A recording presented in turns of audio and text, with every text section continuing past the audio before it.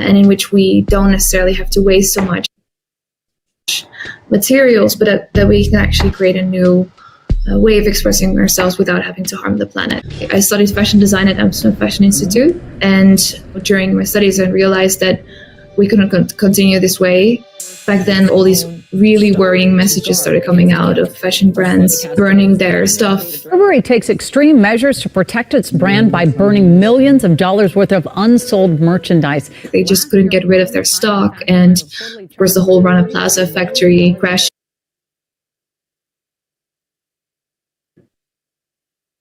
This always happens with videos. It's always the videos that break down. Now, usually I start singing. There has been another horrific incident at a garment factory in Bangladesh. An 8-story building collapsed today, killing at least 145 people.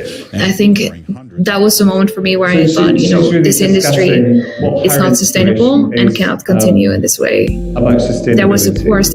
And she is one of the most famous digital My name is Amber J. Sloten, and I am co-founder and creative director of The Fabricant. We create fashion that is always digital and never ever physical. We try to use the digital world as a medium of expression, and in which we don't.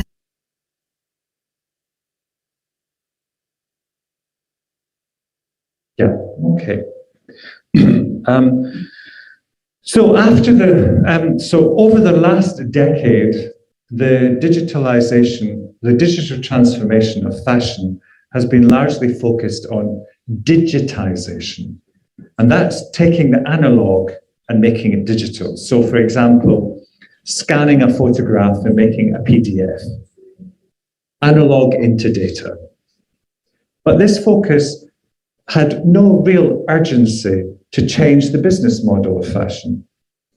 Now, since the COVID pandemic, digitalization, so these words are so similar, it's so annoying, has taken center stage in meeting the needs of the future.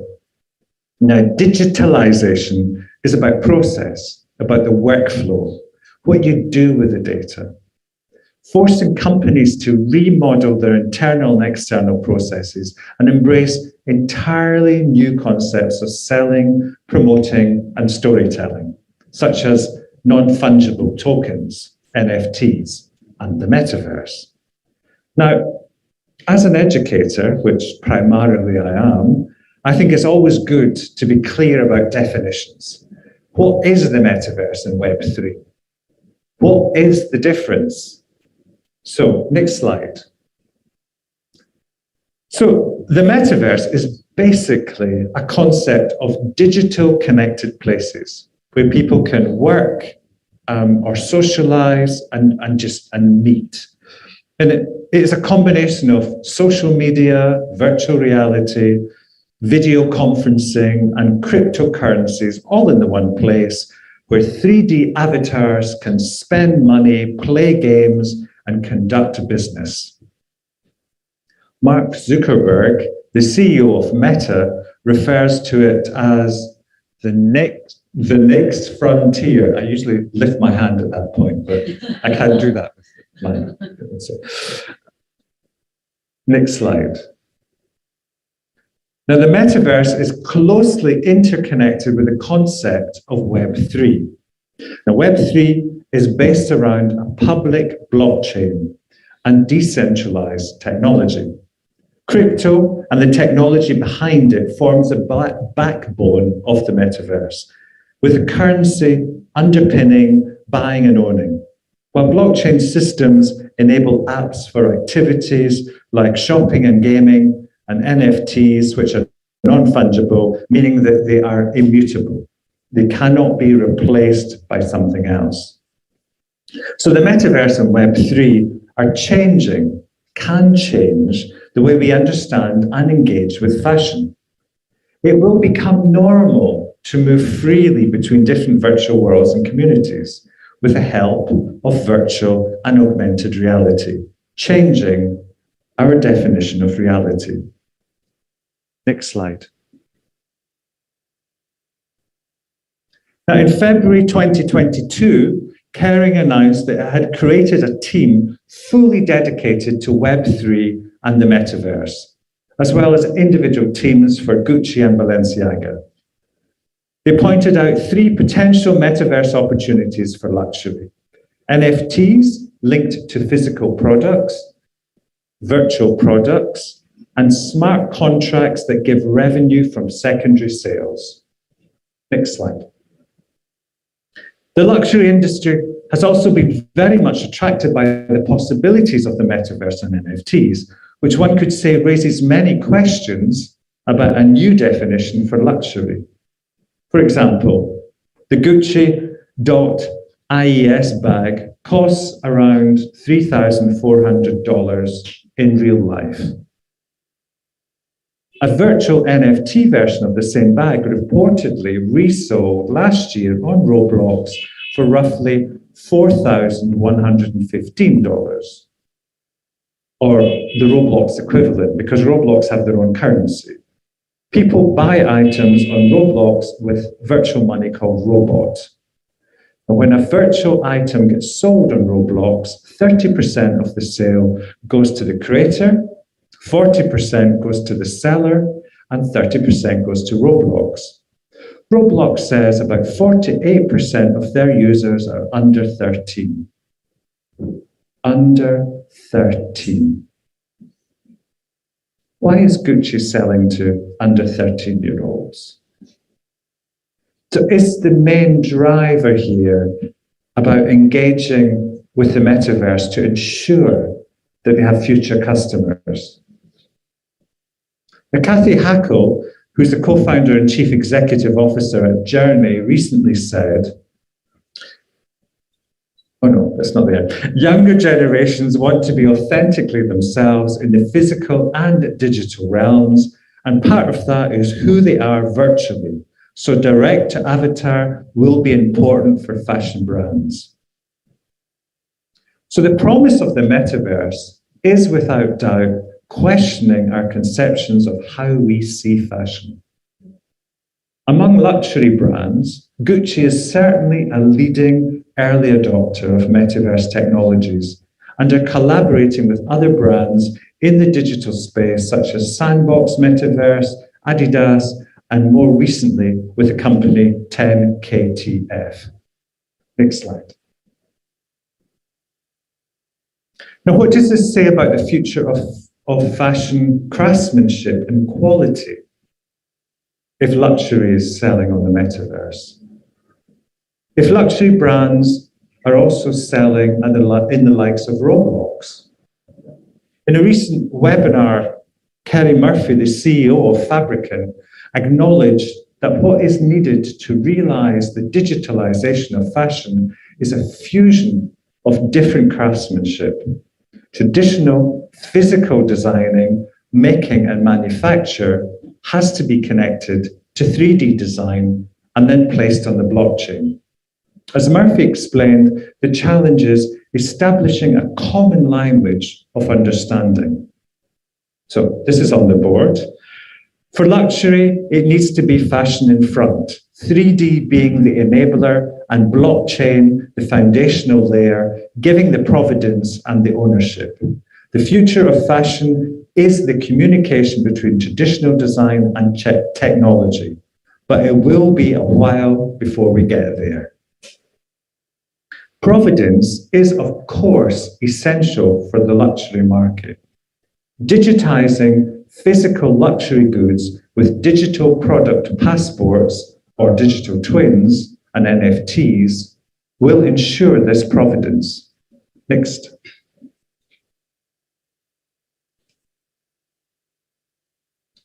Don't switch this on yet. Can you switch it off? So digital designs are not yet big. Oh no, so back a little bit. Sorry. One of the partners of the Digital Fashion Group is DressX, who are a good example of a company working in the metaverse. In this snippet from a recent interview for our Bloomsbury Masterclass series with the founder and CEO Daria Shapovalova, she explains how DressX began, what their founding concept was, and how they're related to the metaverse. Okay, switch it on now.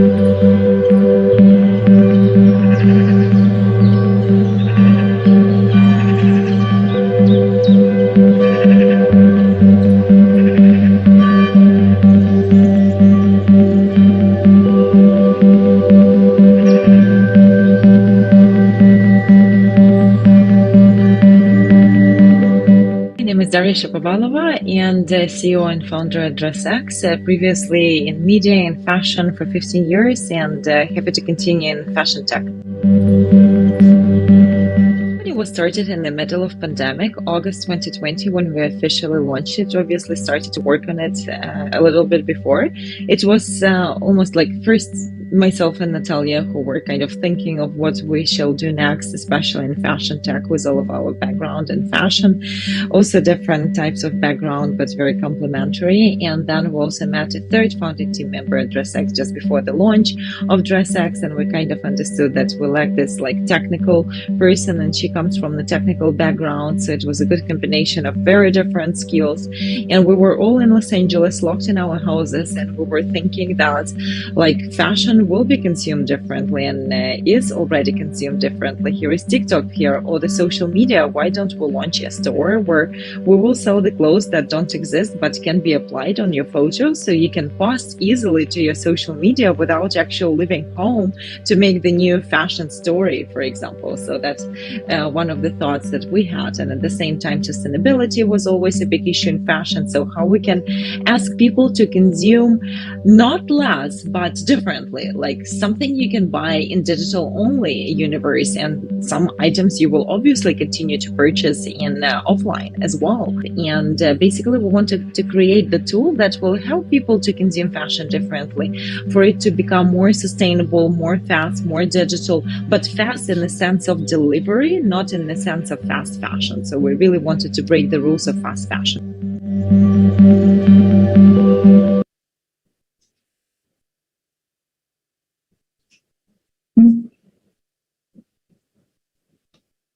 Well, finished earlier than I thought it would. Okay. So digital designs are not yet big earners compared to physical clothing, but the fashion world certainly sees the metaverse as a potentially lucrative new market. The digital fashion industry could be worth 100 billion by 2030. But to put that into context, the global physical fashion industry, according to Statista, will be worth over 2 trillion by 2026. Next slide. But placing the possibilities of digital-only fashion or the metaverse into perspective, it's really still in its primordial state, and its future is really not certain.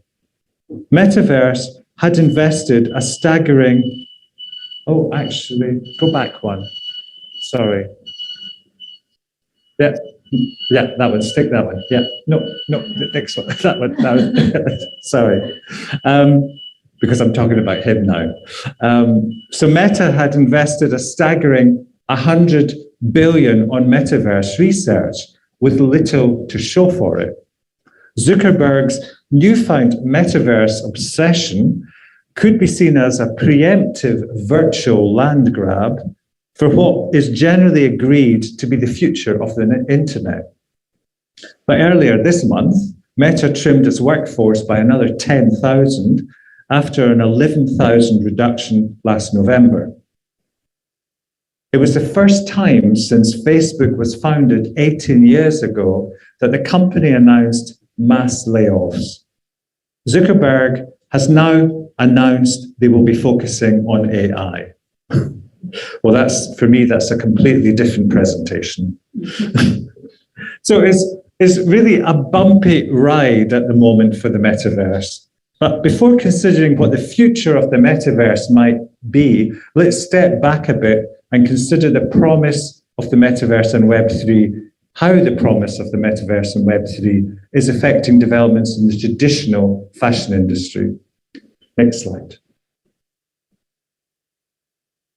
Okay, now let's hope we get sound here.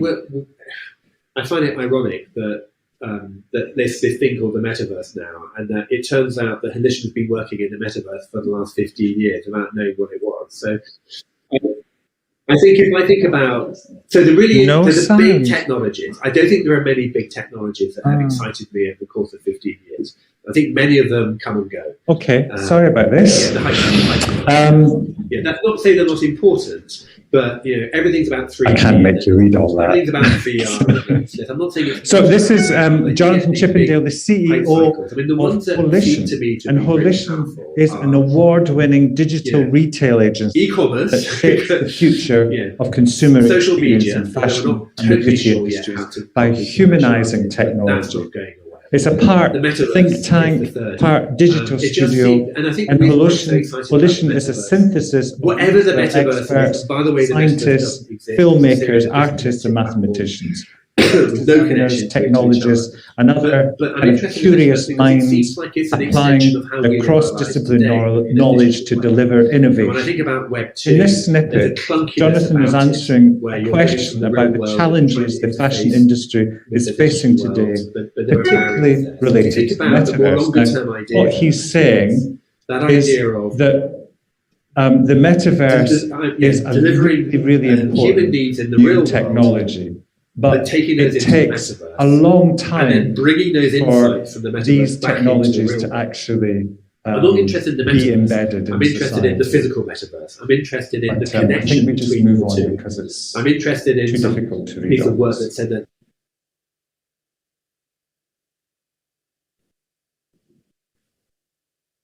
So now, phygital. Hands up who knows what the word phygital means. Okay, that's good. That's 2. 3. Okay, phygital is quite simply the blending of physical and digital, and is a new reality for the supply chain in which brands design, produce, merchandise, and sell fashion in new ways. So phygital can be considered from a circular perspective as the clothes are designed, produced, and promoted to not only last, but also to be reused. Digital transformation and a phygital approach have the potential to reimagine fashion as a true force for good, for the planet and for humankind. And phygital is the basis of a digitally driven, on-demand manufacturing model. A collection is designed, prototyped, sampled, and sold fully digitally. Only when the orders are placed, the company organizes the manufacturing and buys the fabric. Once the collection is manufactured, the company returns to the digital for online retail. So this approach answers the needs for a more sustainable fashion industry and has increased and normalized the interest in blockchain technologies and solutions such as NFTs and digital passports, which can share product information concerning transparency, sustainability, and circular authenticity. So physical garments are paired with NFTs as digital twins, and consumers then have access to information regarding their garment's supply chain journey. The digital twins, or NFTs, facilitate access to the metaverse. Now, traditionally, the fashion industry has no system to follow products after the point of sale. But a phygital approach can boost the product's value, longevity, and material value, supporting a circular economy.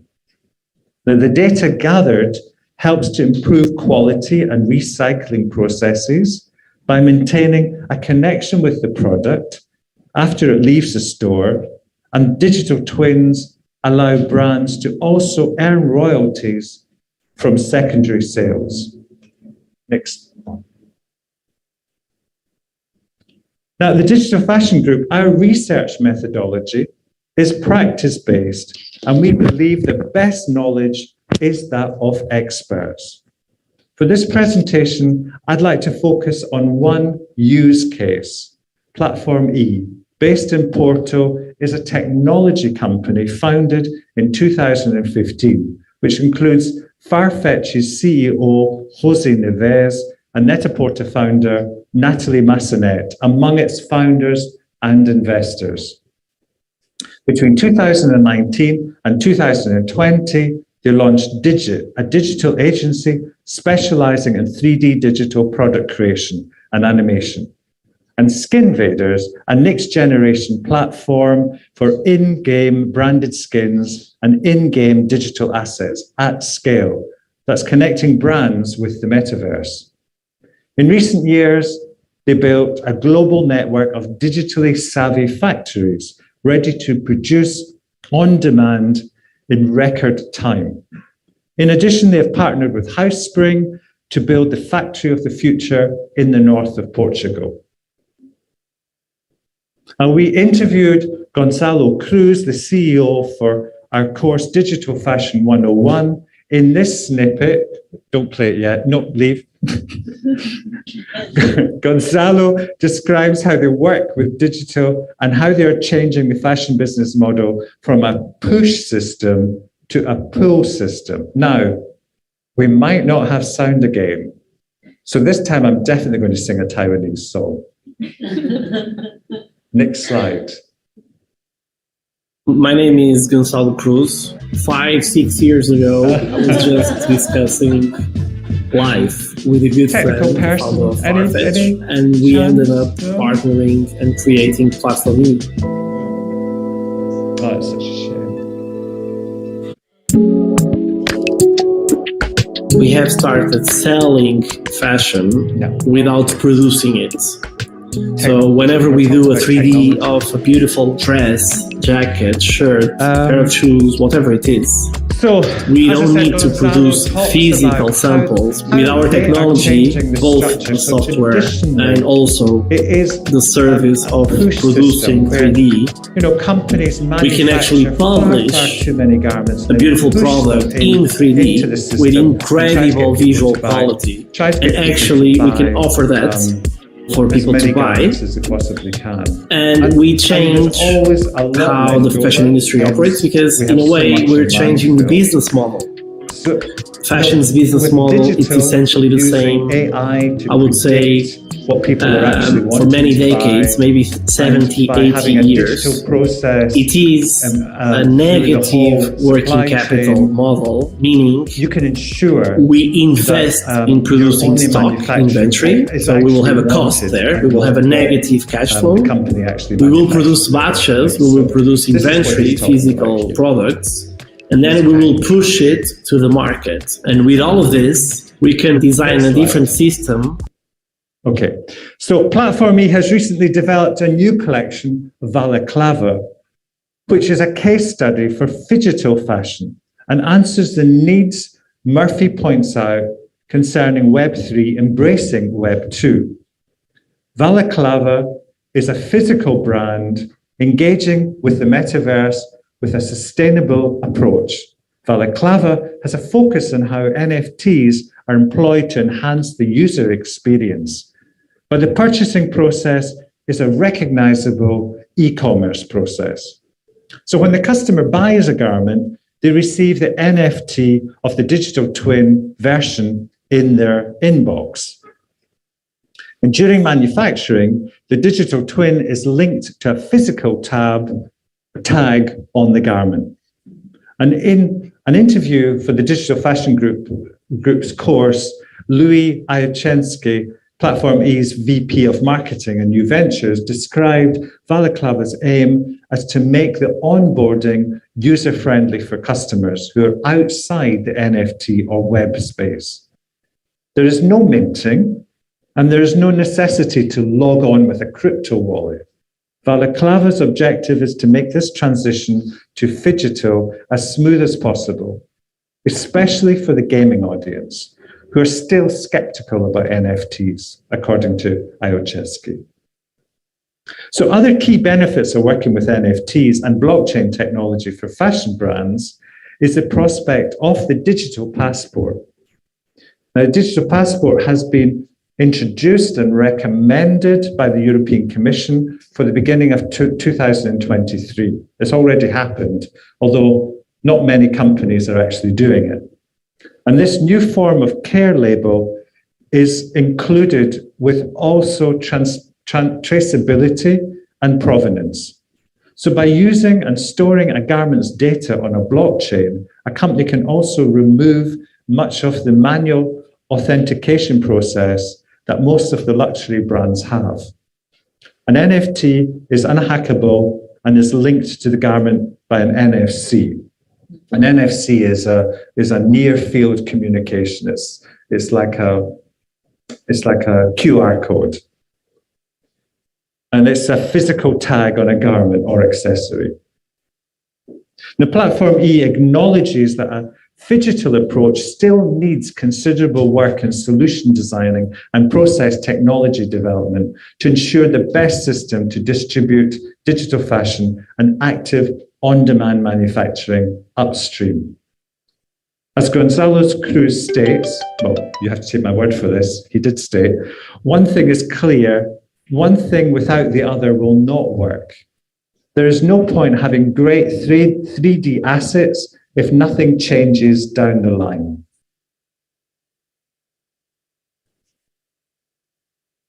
Next one.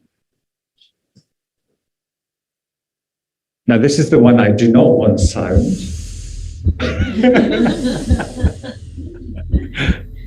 Okay, that works. That's good. This not supposed to sound. So, in conclusion, the metaverse offers the possibility to reimagine experiences from retail ventures to creative culture and beyond. Oh, and I get the sound for this one. It's okay. Just keep the sound low. Thereby creating the ultimate experiential experience via exciting and engaging virtual storytelling. Now, Balenciaga is a perfect case study that embraces everything for the customer's journey, including building brand loyalty. The Autumn-Winter 2022 video, Afterworld, set a precedent. Consider this video to represent a scenario covering all aspects of a vertical fashion business. The opening imagery introduces a model wearing pieces from the collection. From this point, the spectator is transported through the store, resplendent with a cascading waterfall in an uncluttered experiential space. Within this experience, the consumer can shop with a like-image avatar to dress, finally being transported to the end of their journey, the physical product waiting at the close. The perfect combination of physical and digital. Now, Balaclava is a good example of a vision of the future for the fashion industry and in what ways the metaverse can integrate with physical fashion and physical with virtual.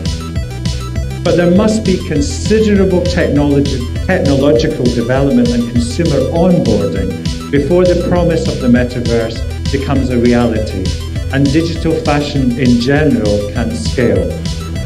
First, Web3 must embrace Web 2. The language of Web 3 must be more accessible to all.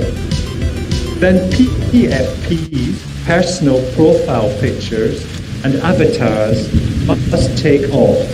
But everyone needs or wants to need 20 different PFPs or avatars, at that point people will be asking, how do I dress my avatar? And what is my narrative? Coming to scalability, people won't just have one body, they will have 20 different bodies, often cells, wherever they have a digital existence.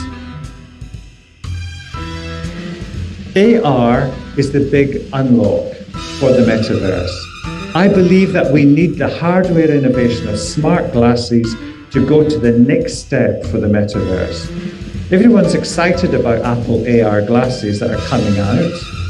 Everyone is expecting Apple to do something so amazing that it will revolutionize everything. This is what we need. We need these glasses to have this digital AR layer in them. And through this, you're going to start thinking about how to make this experience richer. How do I start seeing virtual jewelry, virtual shows, virtual makeup?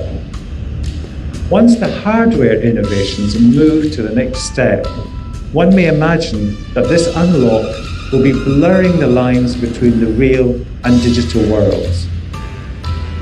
A point in time when we begin to live more in the digital world than we do in the physical one. We will go into a store and only see the prices if we're wearing our smart glasses. Avatars will guide us to products which match our buying profile. Soon, some company will make smart glasses that sit in front of our eyes all day. We will then go from the current 50% attention on screen to 90% plus. Our virtual life will become more important than our real life. And this is when the metaverse will truly begin. Thank you. Now let's welcome Professor Cai-Shu Lee as the moderator for the question and answer session. I was still in the virtual world, and then my name was called back to the reality.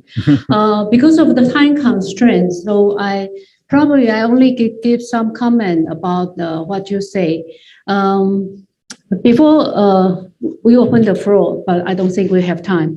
I did some study about and so I will provide some number to demonstrate how digitization changed our world. The first one is the growth of e-commerce equals to 10 years growth within 8 weeks.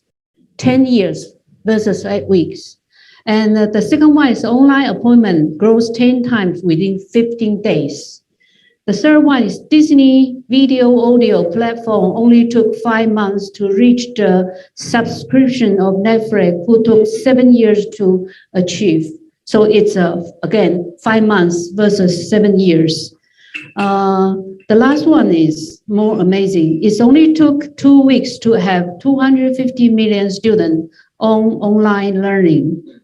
I know it's because of the COVID-19 speedy the digitization, but it's we learn a lot from the Leslie about the digifashion. So I think we were thinking it over because it's a very short time and there are a lot of material, so we need to digest. But thank you so much. And if anyone have question, maybe we wait until the end of the forum. Okay, thank you. Thank you, Mr. Holman. Thank you, Professor Cai, and thank you, Professor Lee. And now the second session will begin. We're very pleased to invite, we're very pleased to invite Mr. Roger Ng, Chairman of the Hong Kong Textiles Council, as our host. And our speaker is Ms. Vieta Wilczek, founder of Unfolding Strategies. The topic, fashion and culture in Web3. Let's welcome Mr. Ng.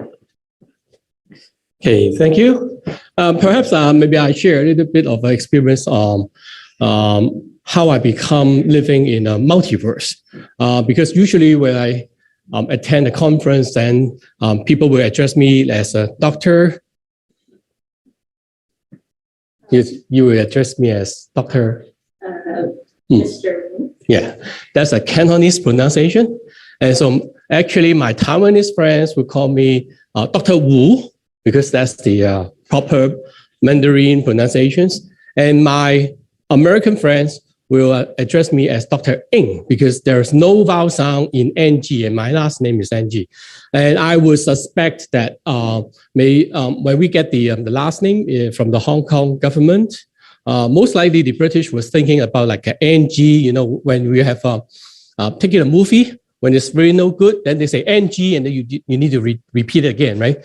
And so when we say NG, then the kind of sounds that you will make is So that will be a proper Cantonese pronunciations, I suppose. So, okay. Anyway, it was very pleased to host the sessions today, and thanks for the invitations from the organizer. So another short stories that I would like to share with you is, as far as I understand, because that's the privilege to be an old dog, all right? Because I've already retired. So the first time when I visited a costume museum in Taiwan, that was in Fujian Catholic University. And at that time, I was also teaching in the Hong Kong Polytechnic University. And what we really love to do is to replicate a similar costume museum in our university. And then it also turns out that money is not a problem, but space is the biggest challenge that we cannot handle. And in fact, at that time, even though if we throw all the our machineries away, then we still don't have enough space for hosting a museum in at our university. And so I guess our speaker today will let you know how this problem can be solved today, how we can keep certain items in the digital forms. After we transform it into digital forms, then storage is no longer a problem, okay? So let me introduce the speakers. Ms. Beata Wilczek, if I pronounce it correctly, all right? So Beata works across fashions and tech as a researchers, educators, and strategists. And she's an advocate for sustainabilities, digital transformations, and systematic change in fashion and creative industry. In 2021, she founded a fashion consultancy, Upfolding Strategies, and joined NFT Marketplace, the Materialized, and as the head of Impact.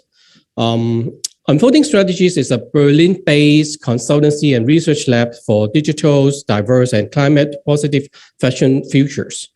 So she has an academic background in social psychologies, fashion studies, and digital cultures and creating. Very impressive. Beata has also been teaching for over 10 years at various universities worldwide, because time's coming short. So let me continue with a little bit information. So from year 2007 to 2017, she worked extensively as a fashion art director, VR film concept developers, and contemporary art creators on projects for such clients as Uniqlo, Diesel, etc. And so, because time is running short, so can we invite the speakers stage? Okay, thank you. Thank you so much for a lovely introduction. Now I can really see how my bio is very tied to what I'm going to be presenting today. I hope you can hear me well, that everything is working. If something is off, just, I don't know, let me know. Can you hear me? Can I get like a thumbs up? Okay, cool. Thank you. So my name is Beata Wilczek. I have a pleasure of joining you today from Berlin, where I've been living for last 8 years. And I run Unfolding Strategies. I'm teaching at South Chinese University. I can also hear someone on the on-site. Thank you so much for switching off. Yes. Nice to meet you too. Thank you. But yeah, sorry, I have a little bit of now this is perfect, so I cannot hear anything else. And I will be presenting to you today a report that we publish as a self-initiated project with Unfolding Strategies. This whole report is about thinking about the potential of digital assets in fashion. There are many hyper positive, but also critical voices commenting on digital fashion, but this is nothing new. Every time when we are facing new technology, we tend to be either scared or very excited. So this is something that I'm trying to see how actually culture is a part of this conversation. So I would like to share my screen now. I hope it's going to work. Okay. Well, please give me a second.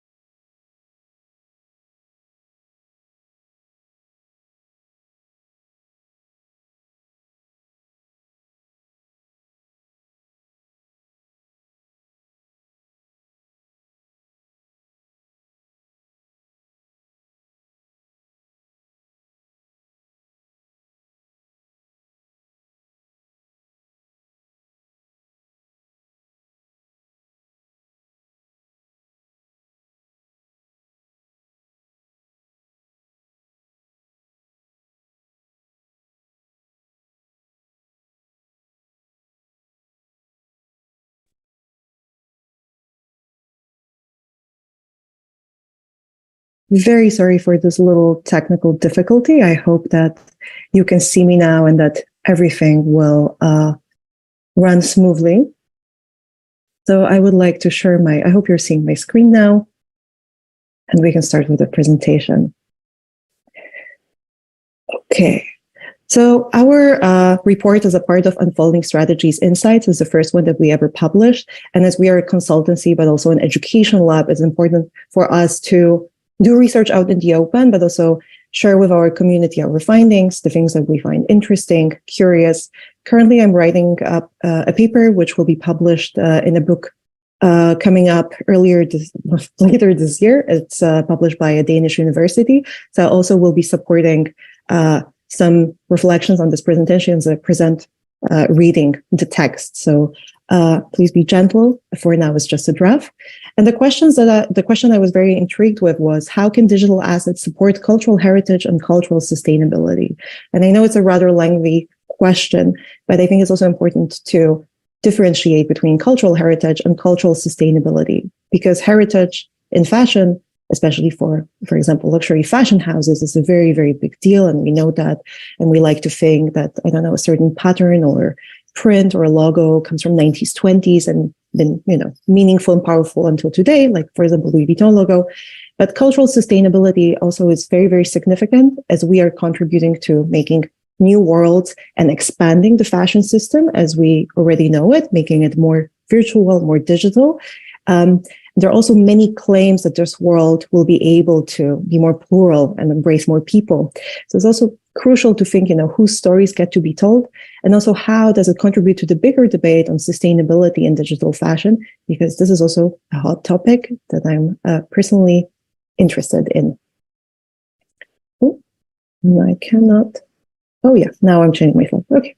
So the report, which is also available on our website, unfoldingstrategies.com, in the insights part, and it's open access and everybody can freely download it and have it and read it. So I really recommend it to you too, is divided into introduction, some kind of mapping of a landscape. What are the relationships between fashion culture, Web 2 and Web 3, and what do they actually mean?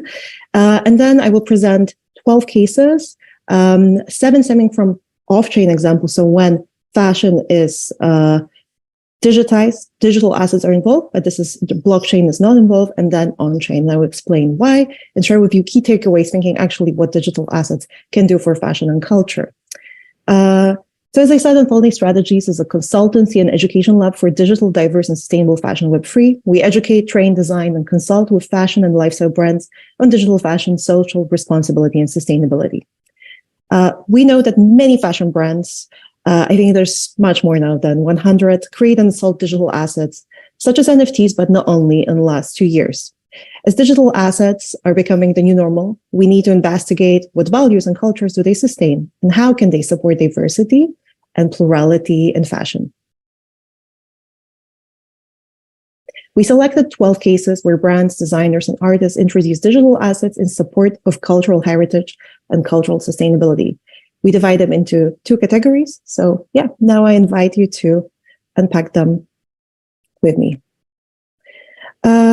As you can see here on the left, these are the cases that we included. So we have Design Studio Superficial, independent designer Rosella Franco, a fashion designer from Africa, Hanifa. We have also an exhibition from my alma mater, St. Martin's, and MOMU, a famous fashion museum in Antwerp, Dress X, Skawanetti, and Malik Afagbois. So it's a very kind of eclectic mix of both fashion startups, independent practitioners, and artists. And with cases on chain, we have Lablaco collaborating with Fondazione Susani, Paco Rabanne doing a project with Selfridges, very interesting startup, which is also now having a very, very interesting activation during the Metaverse Fashion Week. So I would also encourage everyone to check that out if you obviously have time, because I know that schedule is busy in Taipei with today's event. Dematerialize with Sedim is a project that I led as one of the initiatives at the fashion tech startup, the Dematerialize, and Archive, which is not specifically about fashion, but it is a decentralized museum. So these are the cases that I'm going to bring to you. I'm going to start with setting up also some key terms and saying how I define Web3. Obviously, it's a definition in the making. How we can define in the context of this report cultural heritage and what is cultural sustainability. I think at this moment it's also important to highlight that this report was reviewed or audited by 2 practitioners. One, Maria Paula Fernandez, who is a founder of JPEG. She is an expert in decentralization and blockchain, particularly in the context of contemporary art. So she was our reviewer in making sure that there's no mistakes and everything is correct when it comes to Web3. And also Dr. Erika de Gref from Cape Town, who is a co-founder of African Fashion Research Institute, also looking at all the aspects of technology and culture and decolonization within the report. So Web3 is a technological stack responding to issues and limitations of Web2, decentralized by nature. It may incorporate blockchain technologies and token-based economics. It is also an emerging techno-philosophical concept addressing the new vision of internet where users are in control of their own data and identity. In fashion, it is closely linked to new digital products, NFTs, creator economy, supply chain, product authentication, and transparency. When we think about cultural heritage, it doesn't feel that link, I would say, to Web3, because when we think about Web3, we think about innovation and future. But cultural heritage is a heritage of tangible, intangible, and natural assets of a group or society that is inherited from past generations. So in terms of actions, it's all about preservation and conservation, and it centers on memory, values, and giving voice to, for example, marginalized heritages, but not only. In fashion, this is related to tradition, legacy, and craft. And then the other component, the keyword of today, is cultural sustainability, which could be referred to as the opposite of cultural appropriation and exclusion. So in fashion, it refers to transmitting, supporting the knowledge transfer of traditional knowledge and traditional cultural expression to future generations. And it answers the questions, what cultures will exist in the future and whose cultural values will be represented. Now I will read a little bit from my paper. So here we created this timeline on the slide, so I hope that will be helpful. Time is not linear, but we're used to representing time in a linear way. So I'm trying to kind of map out for you and visualize how those all concepts and as well as Web2 come together. In this report, I frequently refer to newly emerging concepts in both fashion and technology, making it essential to provide a summary of how Web2, the internet as we know and experience it today, has transformed fashion. If I were to identify our current position and imagine a linear progression, I would suggest to referring to the juncture as Web 2.5, emphasizing its processual and emergent nature. Web 2 has significantly impacted the fashion industry and fashion media in various aspects, including how fashion is consumed, produced, and promoted. some of the key changes brought about by Web 2 are accessibility, sharing, user-generated content, and the emergence of e-commerce, and obviously sustainability. Accessibility to fashion products and information enabled real-time engagement, participation, and collaboration. It was also made possible by new commerce and social media platforms. The online retailers offer also consumers the convenience of shopping from their homes. Social media platforms and microblogging are linked to the progressing sharing of user-generated content. It fashion and led to the rise of fashion bloggers and influencers sharing about trends and style tips across different channels, which undermine the dominance of conventional fashion media outlets. This also introduced the topics that were previously absent from fashion media discourse. Increased transparency and communication facilitated by Web 2 created a demand for accountability and activist movements, especially ignited by the Rana Plaza factory collapse in 2013. These factors contributed to the growing awareness of sustainability and ethics in the fashion industry. So in short, if we are referring to how internet is changing, the internet that we have today, the Web 2, has revolutionized the fashion industry and fashion media by giving access to the flow of information, fostering real-time engagement, and promoting collaboration and innovation. It has disrupted traditional fashion media, giving rise to new voices and perspectives, while also increasing consumer awareness of this industry's environmental and ethical challenges.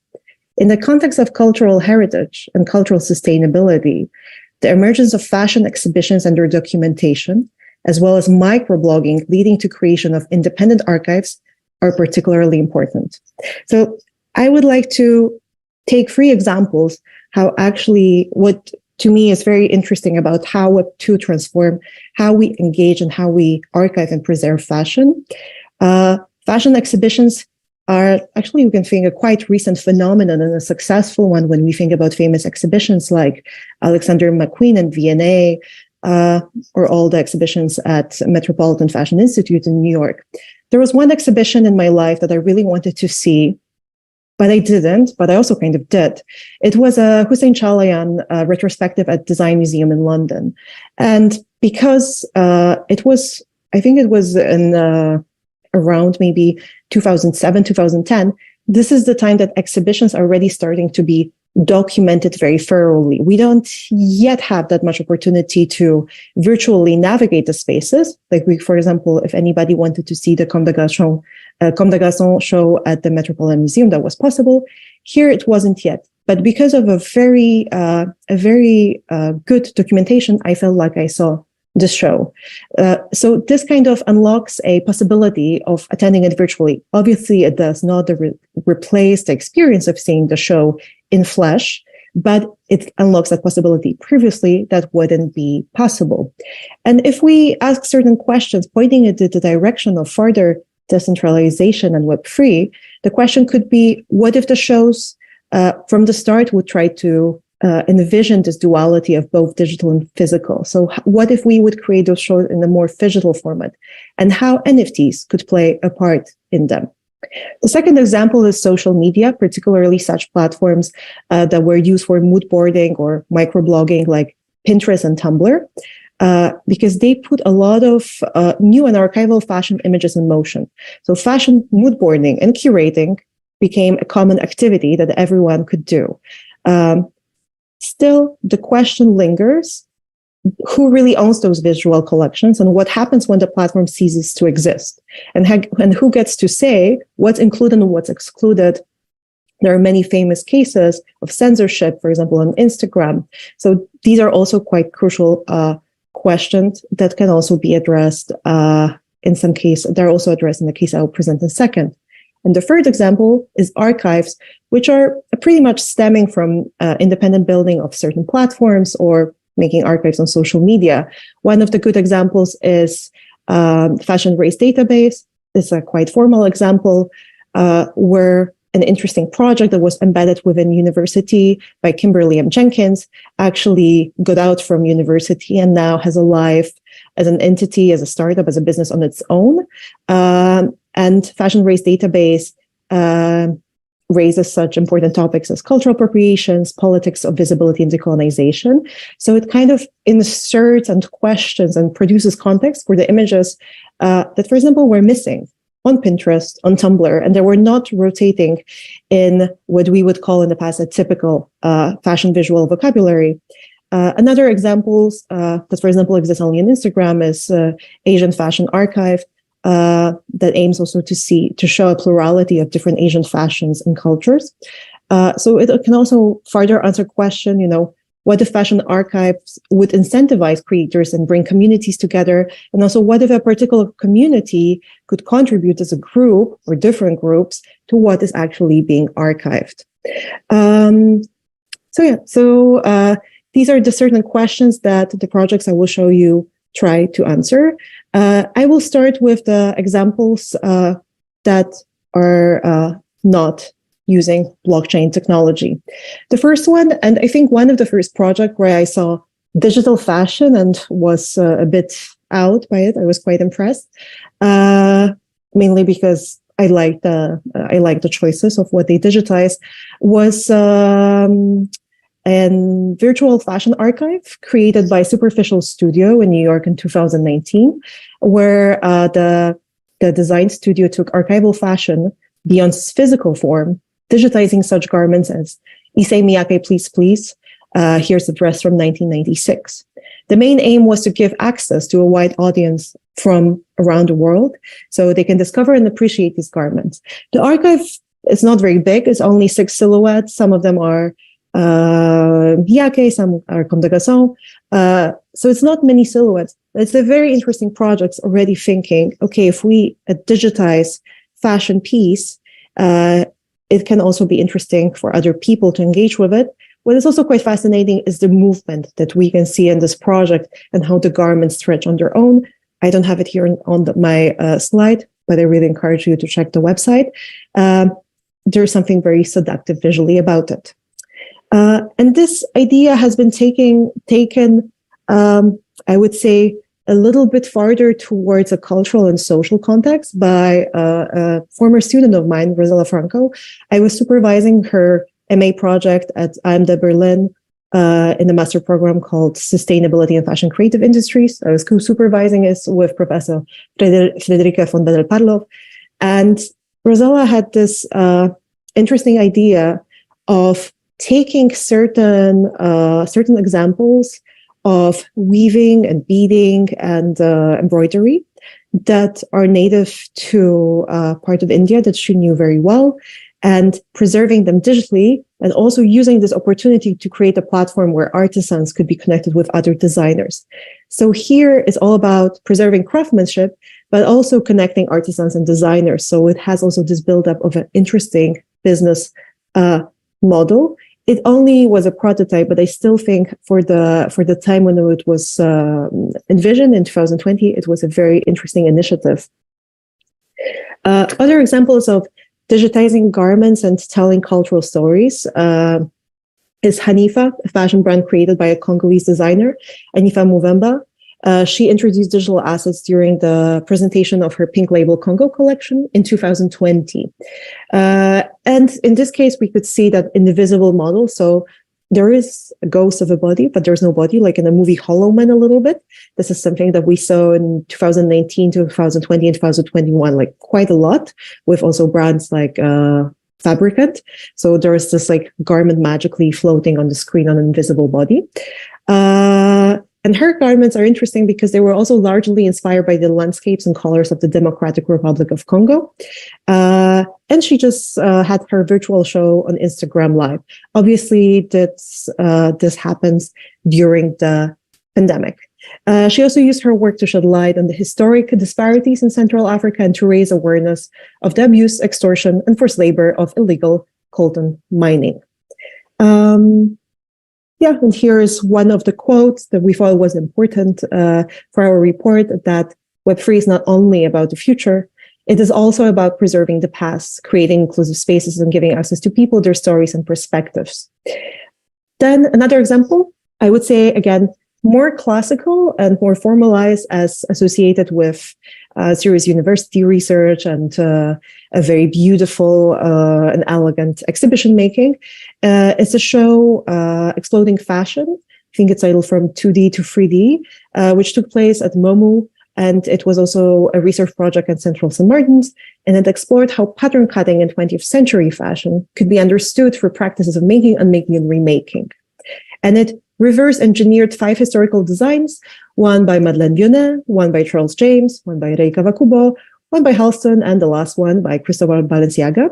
They were digitally reanimated, and it functioned in a way that the patterns were reconstructed digitally and then put on avatars or look exactly like the mannequin. So when you were in a quite small yet beautifully designed exhibition space, you could see an avatar, but then on a massive screen, you would see the avatar dancing in the same garment, and you would also see the original hanging next to it. So it created very different forms of engagement.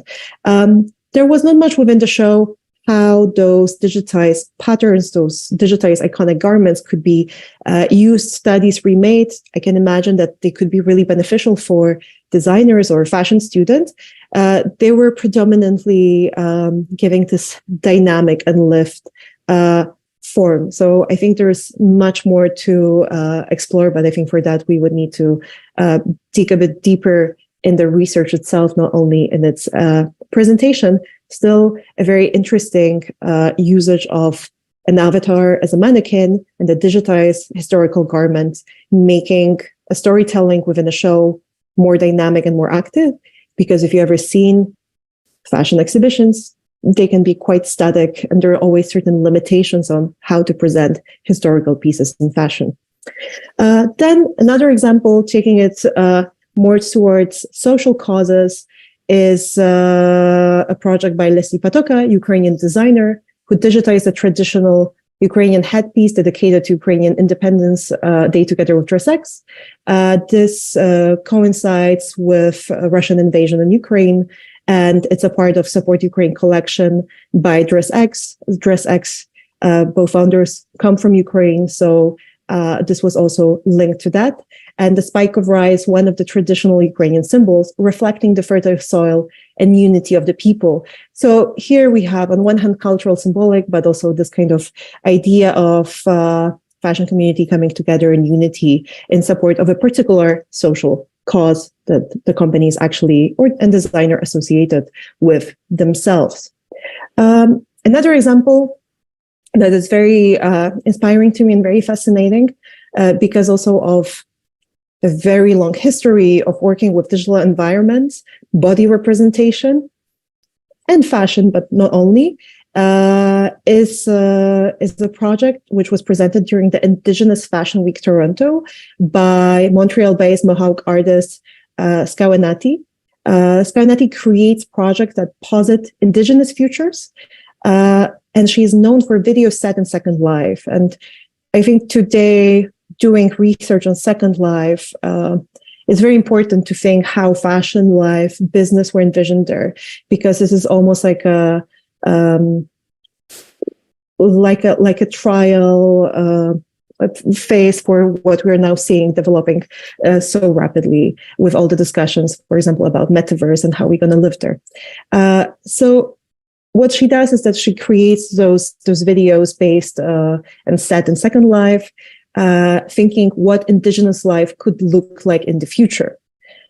She decided to bring her virtual world to the runway and presented Calico and Camouflage Assemble, where cyberpunk activist avatars reinforce the inseparability of personal fashion and protest. What is interesting, this was also presented in the streets, I believe, of Montreal, as kind of life-size prints on the street. So it's interesting that this project could actually function both on the street as an art piece, but also being presented during the Fashion Week. And I think this bringing Indigenous futures and speculating on what are Indigenous futures and bringing other cultures is particularly fascinating and valuable for fashion in Web3. Another project which kind of functions as a similar strategy is a project that got a lot of traction online and a lot of press. It is a AI-generated fashion show by Malik Afagbua, a Nigerian AI artist and filmmaker. He created AI-generated series of images called Fashion Show for Seniors. And what he did is that he combined traditional African Nigerian fashion with Afrofuturism. The images mimic typical Fashion Week snapshots.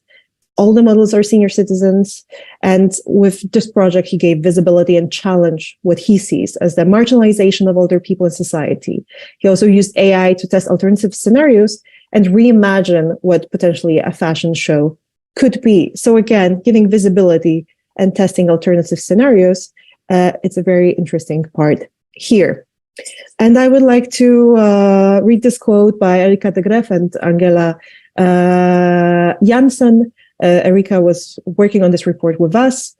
We are taken to unlearn the claim of one universal fashion system. It faces us with the responsibility to activate a global network of connected, yet self-determining fashioning coalitions for an environmentally and culturally sustainable, ethical, and socially just fashionscape. It's a very academic quote, but to me, it's quite important because if we are expanding the fashion as we know it, it's very important to think about different fashions, make it plural, and not only say there is fashion from Paris, from Milan, and from New York. This has proven to be quite reductionist approach, and hopefully with access to digital tools, we can really plurify what fashion means and how it's being represented. Now heading to the other examples, which include NFTs and blockchain technology. Here we have Archival Project, where archives became phygital, so blending physical and digital, and allowed to expand an exhibition. So here, Fondazione Sosani, which celebrates the legacy of late Vogue Italia editor-in-chief. The foundation is located in Milan, hosts exhibitions and presents publications on art, photography, fashion, and design. For Spin by Lablacco, 50 archival luxury garments previously owned by Sosani have been digitized with the help also of fashion students and put on blockchain, making each garment a phygital available as an NFT. And profits from the collection support the Franca Sosani Fund for Preventive Genomics at Harvard Medical School. So what it means is that there is an archive, there are 50 garments, and those garments are not only shown and sold to support either the archive or for the medical research causes, but they have digital twins. And you can buy either just a digital twin or both together. And this is quite interesting exercise. I don't think the project I wouldn't assess it extremely successful, but it shows certain thought leadership and very interesting ideas that I think later can be taken and explored further. So it's very interesting how digital twin is used here for expanding the archive and the exhibition and also selling archival fashion. So even if we think now about resale, that also opens many interesting questions. Then another archival project, it was fashion house Paco Rabanne in collaboration with Selfridges in London. They, as they said, united the past, present, and future by creating 12 NFT dresses based on conceptual couture designs from here's a wrong date. It wasn't 1996. It was much earlier. Maybe it was 1969. Debut collection. All profits from NFTs fund Paco Rabanne's archive, including buying back archival garments, sketches, image rights, videos, and radio recordings, and improving preservation storage. So the way also to get the archive back together, the physical archive, by creating and redistributing digital assets, is also quite interesting. So it's a way to generate capital to make an archive live. That's how it was explored. The next example, and one of the last ones, is Alter. Alter is a digital fashion platform, emerging startup. They only were founded, I think, last year, dedicated to unlocking the value of cultural heritage and archival fashion. Digital Dunhuang is a capsule collection inspired by Chinese art, and Mogao Grottos, the system of 500 temples located in Dunhuang UNESCO Global Geopark. The assets play the role of storytellers and aim to bring cultural heritage and diversity into the digital sphere. So pretty much our idea was an embodiment of what I was looking for and I was searching for. What they do, and what is interesting to me, that they work with different curators, and they emphasize on different cultures. They have a project now during the Metaverse Fashion Week, which presents different practitioners working with culturally specific fashion and how they enter the digital realm with their projects. So I find it very, very interesting. And we also did together a panel for the Responsible Fashion series organized by the University of Antwerp. So if anybody's interested, I'm happy to share a link. It is also available on YouTube. One of the projects that I initiated in late, I think, 2021, when I joined the Dematerialized, a fashion NFT e-commerce platform, a fashion tech startup, was to partner with a quite particular university design school based in Monterrey, Mexico, where students work in big teams on their final projects, and they're very interdisciplinary, and they know how to design games, they know how to design digital fashion. They have very, very good digital skills, and they're interested in working with industry. And we thought, what if we could do something that we cannot really do with our partners, like big fashion houses and fashion brands? What if we could test certain potentialities and ideas? And I asked them to work with a local community and think how one could bring indigenous knowledge to Web3. So kind of against the standardization and futurization of everything, trying also to disrupt the aesthetics of digital fashion, because digital fashion poses itself as having this potential for being, super creative. But what we see very much appropriates the aesthetics and visual language of sci-fi movies, cyber aesthetics, and gaming. So it makes sense because this is kind of where it comes from. So it brings it with it, but it's also important to break it down. And I always give this example why, for example, Italian luxury house would create a Blade Runner inspired and theme metaverse activation, which is not really linked to its brand heritage, to its aesthetic, to its visuals. When can we bring those things together? So for me, working with this local community of people somewhere in Monterrey, Mexico, that students had to choose and invite them to be co-creators, not only a theme of inspiration. It's very similar to working, for example, with a heritage brand like Hermès. Like, what kind of stories? How do you weave in the tradition and certain aspects of making? But here it was also interesting to see how those different forms of knowledge, different ways of thinking about, space and interaction could be brought into this very digital project in the end. So we were interested in expanding digital design and storytelling by bringing different values, histories, and cultural references, as well as we tested different incentivization models. Very often, thanks to projects like Diet Prada, we hear that certain communities are an object of cultural appropriation. So here we thought, what if actually a particular group of people could be incentivized when fashion is sold? So, for example, every time that the NFT from this project would be sold, the community also that work on it either gets a chunk of it, certain percentage, or they can donate it to a particular cause, making them also contributors in the sense of making money out of it. And as Maria Paula Fernandez, our other review, it mentions, Web3 is not about ownership or speculative assets. Web3 refers to a stack of technologies that are decentralized, permissionless, and censorship resistant, able to archive, preserve, and store cultural objects, as well as building alternative resilient technological systems. The last example that I think is fantastic, where community becomes a creator and decides what gets included in a collection, is Archive. It is a DAO, a decentralized museum, and meeting people from around the world as members and enabling them to vote on what historical and artistic artifacts the museum will acquire. Displaying the pieces in various global locations and recording their historical provenance and authenticity in a smart contract, which is very, very crucial here. This is somewhat similar to what Alter is trying to do with fashion.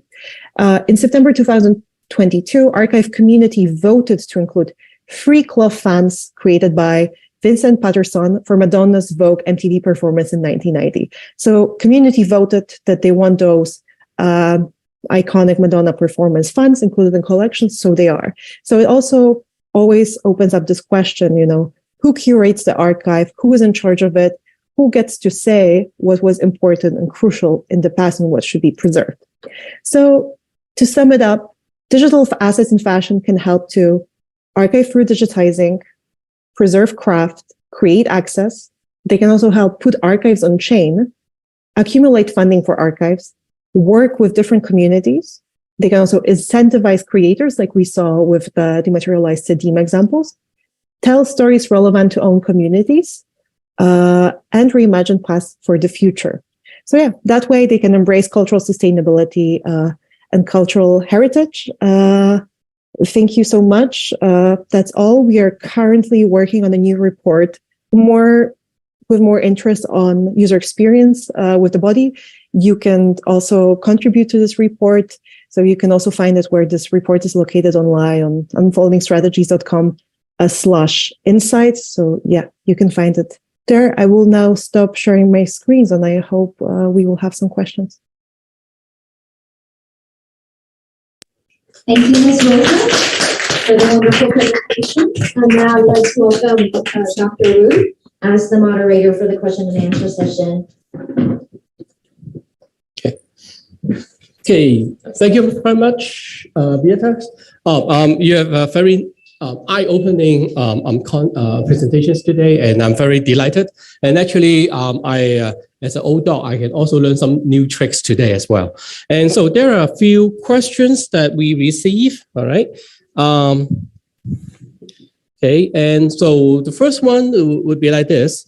So why? Oops, sorry, a little bit. When you have too many equipment. Okay.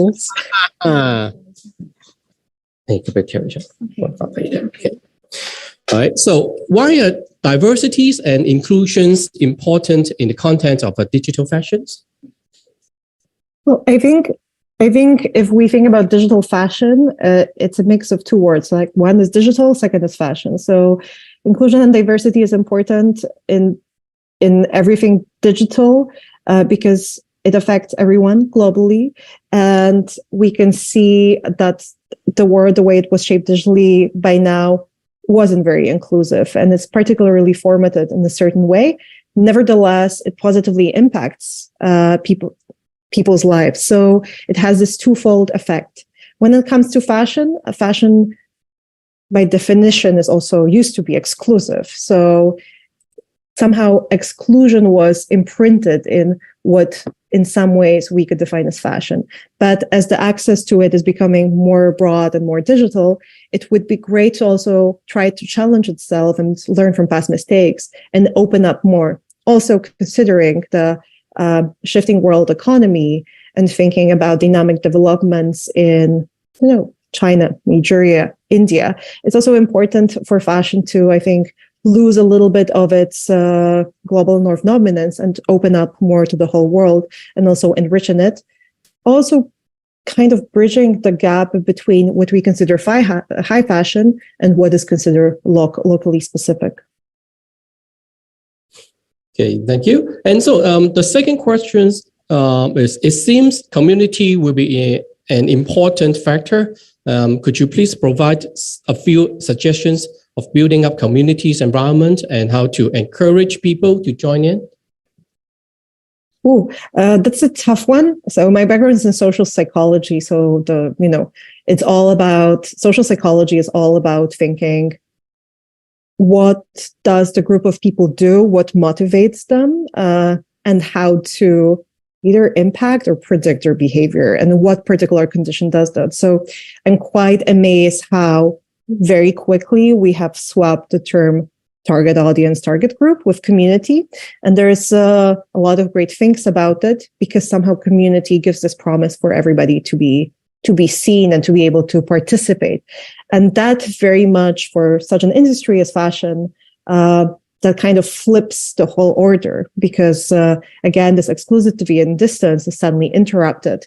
To give an example of that, and I think this is an interesting community building exercise, was when Show Studio, led by Nick Knight, launched its own NFTs and launched its own Discord. And for those who don't know what Discord is, it could be considered a social media platform when people can communicate. And it just looks like you're engaged in a forum and talk to different people.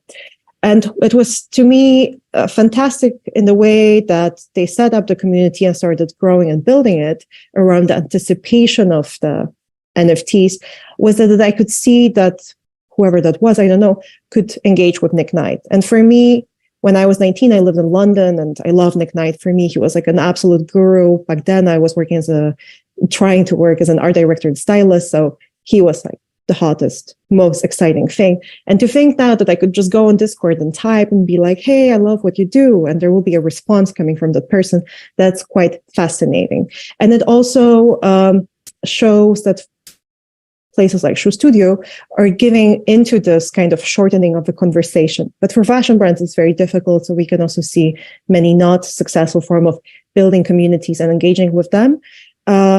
Other example is that successfully built community can also serve as a, almost free R&D, research and development team, which when I think about Clo 3D, so the software for making digital fashion, it's amazing that they have very active community that tells them what works, what doesn't work, what need to be changed, so they can respond. The same can be applied to fashion design.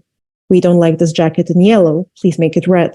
So it's just, I think, about having conversation and thinking how we can engage in different ways digitally with people who already want to be associated with us, either we are brands, institutions, or software tools. Okay, thank you. And so we have another question. So how is culture sustainability even relevant to digital fashions? Would you like to comment on this? Yeah, sure. I think cultural sustainability, if we were to divide sustainability as a set of certain topics, I don't know, like a cake, cultural sustainability is one of them. So we can also think about environmental sustainability and carbon footprint. We can think about social sustainability. So who is making our things and how fairly are they being incentivized for that? And cultural sustainability is also very crucial because it's all about what culture and what cultural references will exist in the future. Or connected to desktop BL202. Okay. Yeah. Should I continue? Yeah. So basically that we don't repeat an issue of cultural appropriation. That's why it's very important that we don't reintroduce the things we've been doing all this time in fashion to digital fashion. Okay, thank you. And so there's one last question on the systems. And so what can you comment on the values of the digital access in fashions? Comment on digital access. Because it seems like when we are working with a museum in the Web2 scenario, then actually it's quite straightforward that we can do a little bit of a storage saving and then transform the physical items into the digital form. Then that is nothing really compared, as you mentioned today, on the possibilities under the Web 3.0 scenarios. So would you like to comment a little bit further on the values of these digital assets? Yeah, I'm trying to think. Well, I think that the thing that could change the most is putting them on chain, having them as NFTs, having that they have smart contracts, and there is more information to them. And I would be curious even to see, thinking from this like even more like museum archival traditional perspective, how even it helps rent certain pieces from institution to an institution and how it becomes, a part of the life and story of that garment. But other than that, I don't have that many. I think it's all about exploring those new different forms. If any one of you, I presume some of you, been to different archives, it's very often hard to access them. Everything is very preserved. You almost need to know what you're looking for. So actually having this, I almost imagine it, the fashion archives could work like what students at Bunka in Tokyo have access to. When I visited them and I gave a lecture there, they invited me to see the building. It was a 4-hour tour. It was a very fascinating experience. Never happened to me at any other fashion institution or university. And they show me how all the educators can like pick freely from all the garments. Where I studied at Central St. Martin's, that wasn't possible. Everything was very sealed. You had to wear gloves. There was very different approach to it. So if we were to envision a fashion archive existing online and being digitized, that also could help us examine the garments differently. But how centralizing could be and how it plays with, between in this kind of Web 2.5 condition, I think time will show, and I'm curious to see projects around it. Okay, thank you very much. So that will be all for the questions on the systems. And do we have any questions from the floor? Because we still have a few minutes left. Any questions? Okay. Oh, if not, then can I ask a personal questions from me? Because it seems like, particularly nowadays, everybody is now talking about artificial intelligence. And then, in fact, I'm also telling my students, because I'm still teaching part-time now these days. So I'm telling my students that the AI is going to make a very huge impact on their careers. And so would you like to comment a little bit on how the artificial intelligence will impact on the topics that you're presenting today? Yeah, sure. So first, thinking from the top about how AI in general impacts fashion. One person on my team at Unfolding Strategies is currently doing a quite beautiful research about it, but mainly thinking how generative AI tools can support fashion design. So this is focus of her current research. And I think it's very important to think how AI can be a creative collaborator. What are the limitations? What are the obstacles? And I think we need to test those collaborative potentials and think how we can move forward. It is also important to think what are the data sets that are feeding into this AI and are training it, because there's a lot of voices. So this is from like macro perspective. There's a high risk that certain ideas and narratives will be excluded. There are quite fantastic researchers like Timnit Gebru, who was leading research on ethical AI and language models at Google, and left Google with quite loud kind of, let's say, atmosphere. It's not very English proper, but I hope you get what I mean. There are many people signaling that we need to really look into it. So I think particularly those cultural, community, sustainability, generally ethics-related narratives are very, very important in that field. So on one hand, we have this creative potential and, human machine collaboration. That is just another, I would see another step of progression. But on the other hand, is a question, what gets included and what gets excluded? And last but not least, the IP. So who are actually for example, when we use Midjourney, so to generate images, whose actual images, who are the authors of images that actually were gathered together to create what we see in front of ourselves, and where is the part for intellectual property and all of that.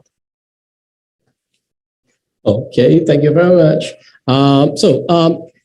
I guess that will be all for these sections. And so for the audience, please join me for a big round of applause to our speaker today. Thank you so much. Thank you very much. Thank you.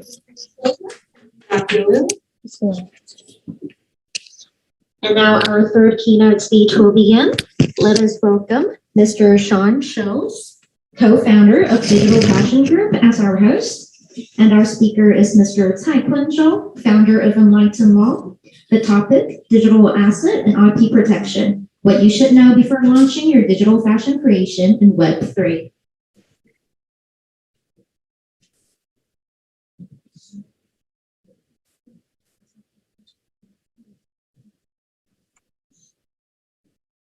So I think right now we're going to take a brief break of about 10 minutes since we're waiting for our other speaker, and we will resume after 10 minutes. Thank you.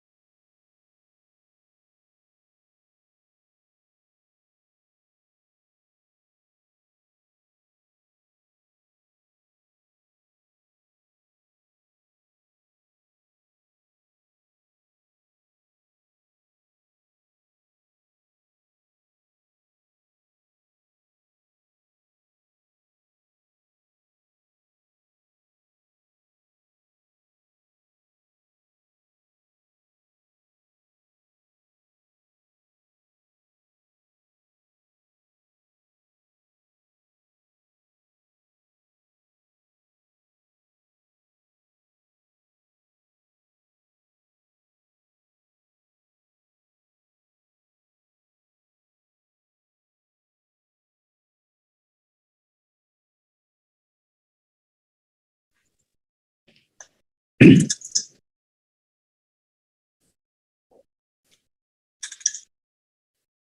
Sean. Hello, Guangzhou. Sorry, just connecting. Hello, and hello to everybody at this DigiForum session. It's my pleasure to host this session here and to host the questions afterwards. And we're bringing in Guangzhou from the Enlightened Law Group here to talk to us about navigating intellectual property challenges in the age of NFTs and generative AI, artificial intelligence. This is a fascinating subject and a great lead on from the last session that I was watching. It's really a very interesting area at the moment in fashion and developments in digital fashion, with developments in NFTs, blockchain, cryptocurrencies, and Web3, which have been joined by a surge in the use of generative AI, including ChatGPT, Midjourney, which you heard about, and DALL-E.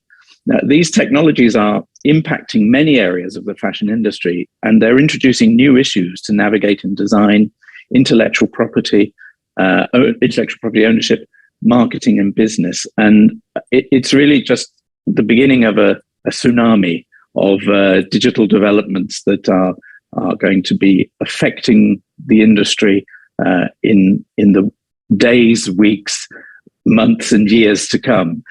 We're facing a really big change across the full fashion value chain, and I think it's from the point of view of a conference such as this, it's fantastic that we are sitting at the leading edge of it. And I'd like to hand over to Guangzhou now, if you're ready to start your presentation, which is going to be really, really interesting. And I'll rejoin at the end and host some questions with you. Guangzhou. Okay, thank you. Thank you, Sean. And thank you for the forum to invite me to join this discussion. Today, we're going to discussing something more not so interesting, is because it's a legal issue regarding NFT and the generative AI. Before that, I would like to introduce a little bit about my friend and myself. I belong to Enlightened Law Groups. We are a chamber and partners ranking law firm specializing in banking and finance. And as you can see, that we are actually quite far away from the fashion industry. So I'm personally quite nervous about today's speech. And so I'd like to invite the audience and the moderators to help me to try to develop the discussions.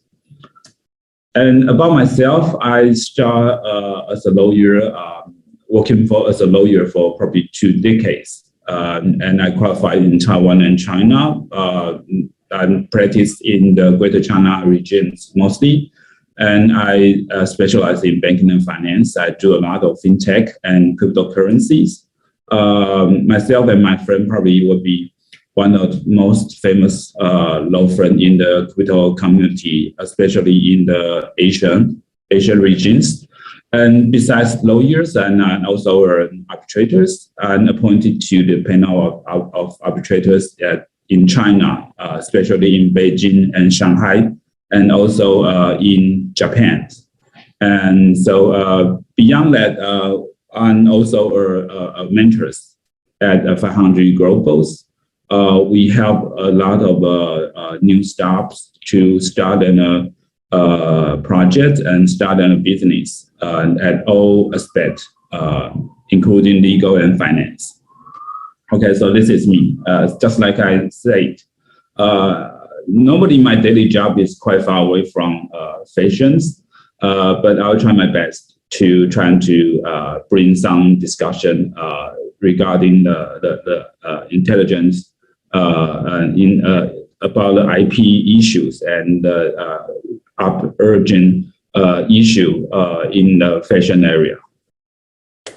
So today's agenda, we were discussing something about the NFTs, which is very hot topics in the past 2 years, and also the generative AI, which is probably something that overwhelming in those recent months since the last November.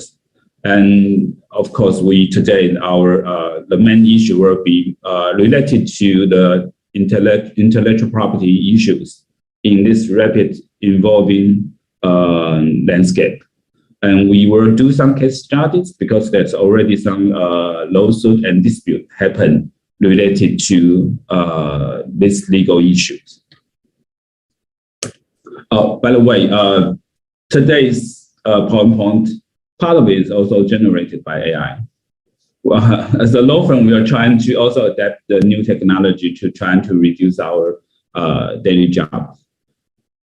So first of, we were starting from the overview of we call NFT, the non-fungible tokens. Non-fungible token is actually is comparing to what we call fungible token.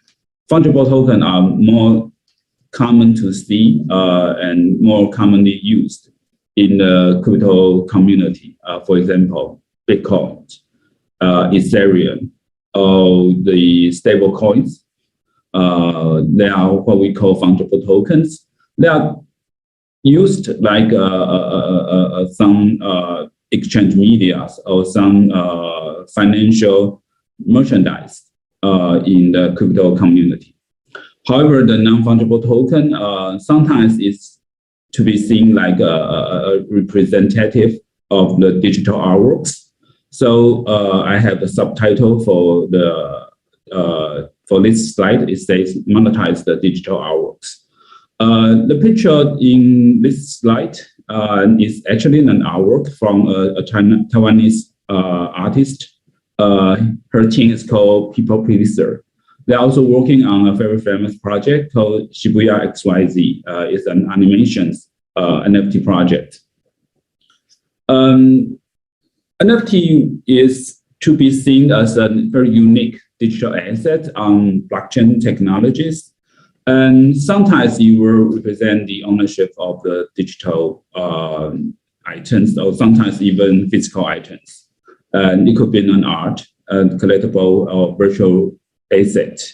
But interesting part would be that actually the NFT can only hold a very limited information in its format. And all is the ownership, all the legal rights binding on the NFT will be according to the contract between the creator and the buyers. So it's interesting part would be that sometimes the owner of the NFT will claim that they have the right to use the NFT and also the artworks binding on it. But sometimes the creator will remain the real owner of the copyright or the other IP rights. And it's all opposed to the contract between the creator and the buyers. And because of this special situation of the NFT, so holding an NFT cannot directly to be defined as the owner of the IP rights. So it brings a lot of attention of the other issue. For example, that the creators of the app of the we call Yuga Labs, a very famous project team of the NFT. They will allow the buyer of the NFT to use the artwork, to use the IP for commercial use. But some of the project team, they won't allow the buyer of the NFT to use the artwork for a secondary use, especially for commercial use. You probably will need to pay an additional royalty for licensing. And so there will be a very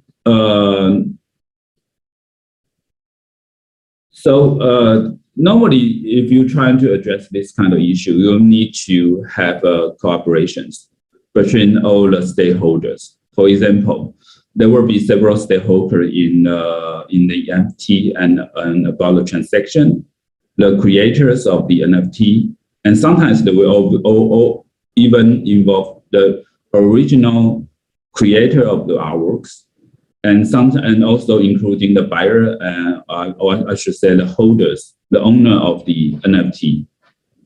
And also there's one player that is very important in the structure. There will be the platform. For example, the biggest trading platform will be OpenSea, and the OpenSea's term of use is actually a very important legal document that defines the responsibility and the liability of all the stakeholders. Another issue involving about the IP rights, and from my perspective, it will be even more complicated, would be the generative AI. As we probably know that the generative AI is developed very fast, kind of too fast to try to catch up with it. And some people believe it's the liberation of humans' productivities. For example, a small company probably can now they probably have the capacity to produce huge projects, but some believe the generative AI is pointing out the possibility of the general AI, which we also call the strong AI, and probably is identify the point of singularity, which means the beyond the points, the machine probably will supersede humanities, and also the AI will trying to educate and training itself.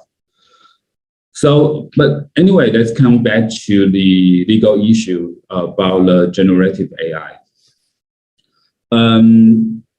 I think we can simply kind of quickly go through the definition of generative AI. It means that an AI models that can create new contents, and those contents increase a very wide range of media, which includes text, image, music, and many more.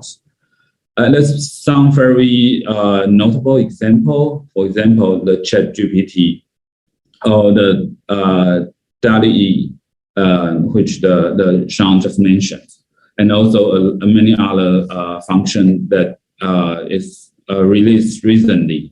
For example, there's a lot of image creation AI. For example, Midjourneys, Stable Diffusions, and Fireflies. So we're going to go through that later.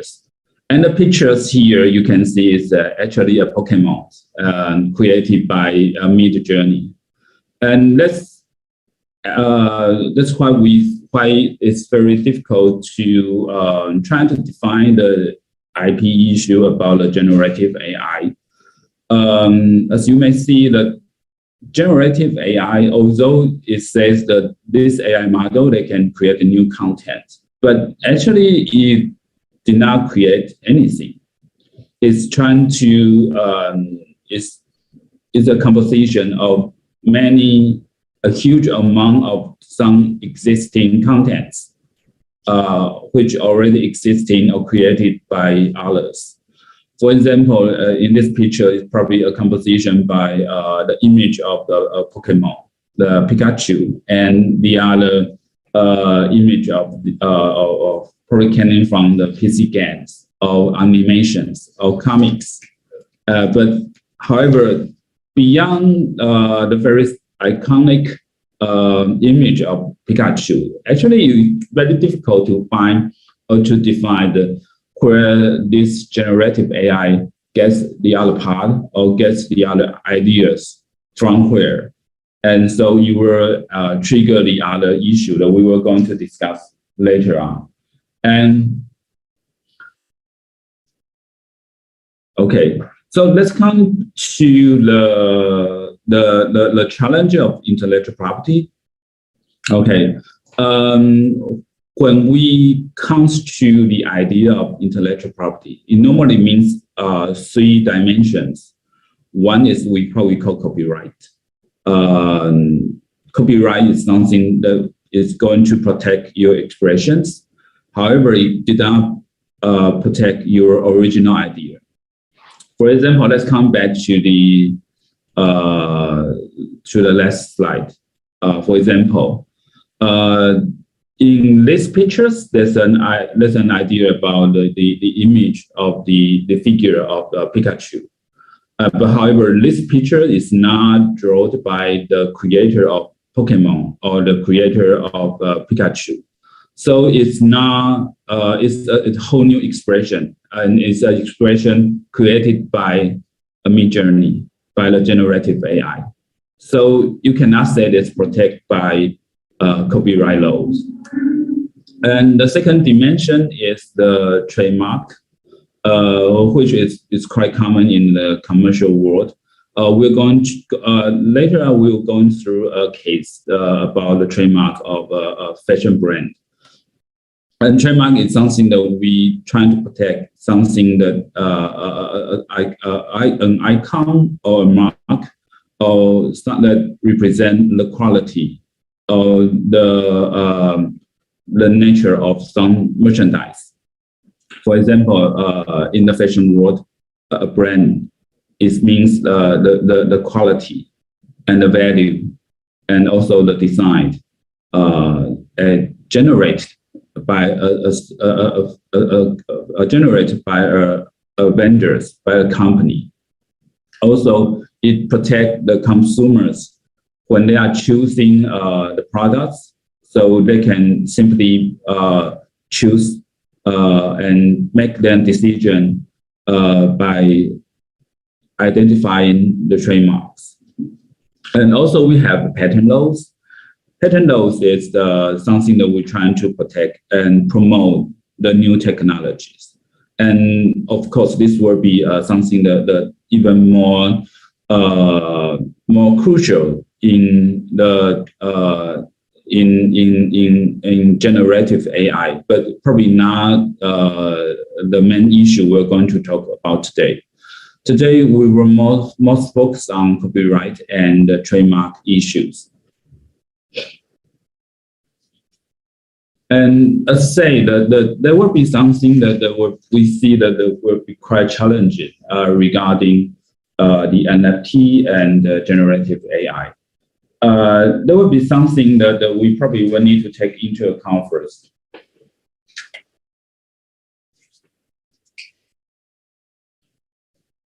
Let's try to talk about the IP rights and the NFT first.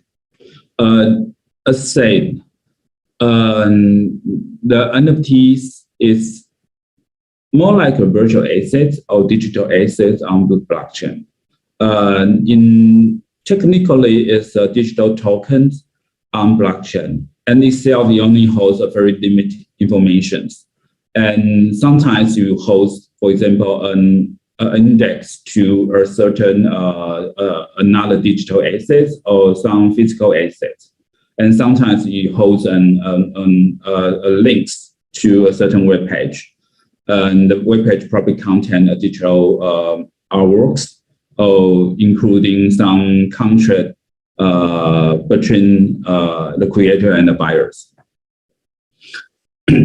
And let's say that the different NFT project, they will grant some different IP rights to the buyers. Some are very generous. For example, sometimes they allow the buyers to use the IP rights for commercial use, or you can try to use the original artwork to develop your own. But some has only very limited. You probably can only display the artworks, or you can trade the NFT by identifying the links between the NFT and the digital artworks. So it differs. So that's why we say that that's actually a very challenge, because there's ambiguity in the scope of the IP right associated with NFT. Because It's not standardized terms. Every NFT probably will have a totally different term of use and the authorized of the IP rights. So in trading platforms or in the markets, if you're concerned about the IP right associated with the NFT, you probably will need to do some due diligence, trying to understand the contract between the creator and the buyers, and especially if it's in secondary markets, you probably will need to understand the scope of the licensing. So it comes to the next issue. Because the licensing of the copyrights or the trademarks associated with the NFT is not it's not standardized. And so even if you are the owner of the holder of the NFT, you probably will have a potential liability of the infringement. For example, you probably believe that you have the right to use the artwork associated with the NFT for commercial use. But the creator, probably he will say, oh no, you can only use it to do, for example, a public display or trying to print it out. But you cannot use for any further commercial use, or you cannot use it to develop your own artwork. And so, but from the legal aspect, I would say that the third point, the difficulty to enforce or to confirm such IP line across in different jurisdictions will be even more difficult. We will later discuss about the case about the what we call Meta-Birkins case. This case is filed in the United States. But however, if this infringement happens in Asia, or for example, happen in Taiwan, how are you going to enforce? Or how you going to, for example, if you are the IP owners, how are you going to do the enforcement? How do you going to protect your IP rights? And also, if there's a dispute happens, how to do the dispute resolutions? Because since it's something on the blockchains, how to define the jurisdiction? And when it comes to the generative IP, I would say that the question is even more complicated. Let's say that the generative IP, for example, this picture is something created by Midjourney. It's a girl wearing a jacket, and the jacket has the symbol or the characters of the Pokemon, Pikachu. But let's say because Midjourney actually is using the function of he kind of accumulate a lot of different elements into one picture, so you cannot tell where it gets all the parts from. But you can only but you can see that it's actually have a lot of element from the other artworks. It had an element of the Pikachu, and probably the girl and her face is actually coming from the other artworks as well. But however, because you cannot trace to the original, so it's very difficult. Assuming that you are the original creator of these artworks, you cannot even identify, and you probably will find that this is something that very similar to your idea and something very similar to what you have created before, but you cannot try to comparing to your original work with this new generated work. So that's something that very controversial, especially regarding to the generative AI. So that's a case, there's a lawsuit is ongoing that we will discuss later. But the first part will come to the generative AI with from the legal aspect. it will be difficult to define the ownership of the AI-generated contents.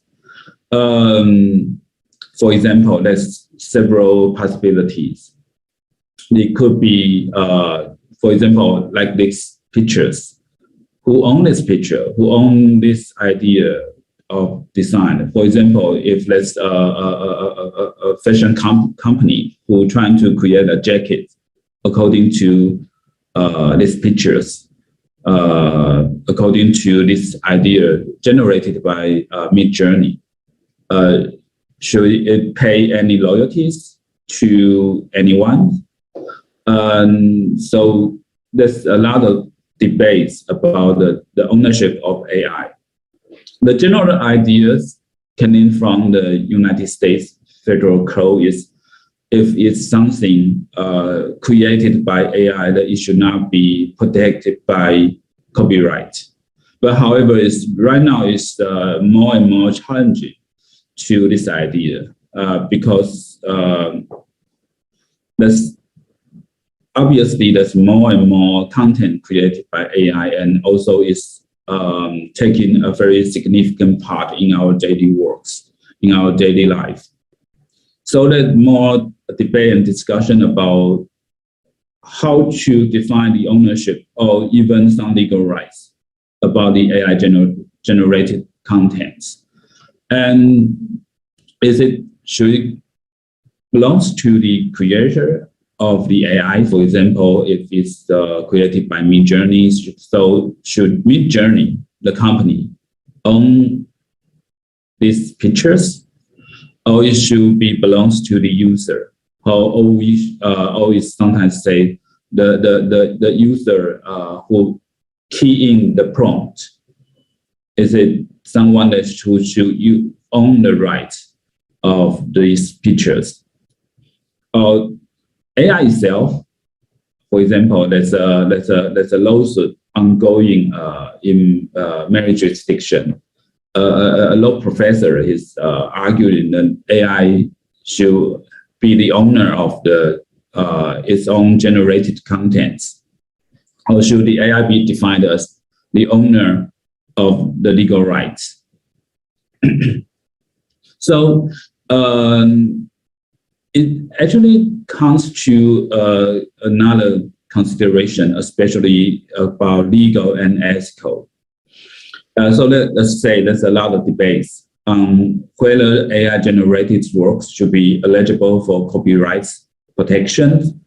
And let's say that a couple years ago, probably more than 10 years ago, U.S. Federal Code has a decision that AI-generated works should not be eligible for copyright protection. But however, there's a lot of new challenge upon this. And also we see the courts in different jurisdictions probably have a different idea about this issue. And in the world of IP, or copyrights, there's always a debate on there will be a need for more innovations and also about the protection of the creators' rights. For example, in this in the age of generative AI, if we're trying to provide more protection to the original creators, then probably there will be a huge step to the innovation of the generative AI.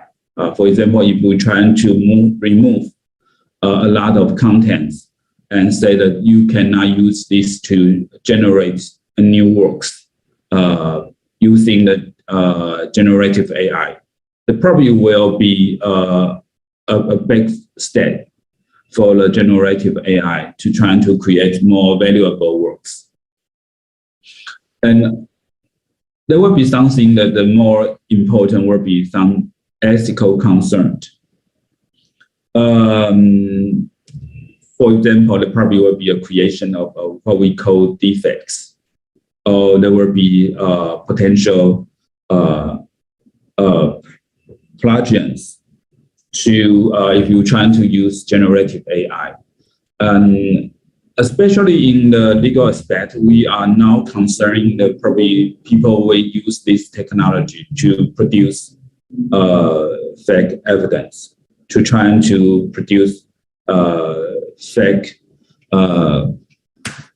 information, to produce this information, to try to affect the people's judgment and even trying to manipulate the decision of the court.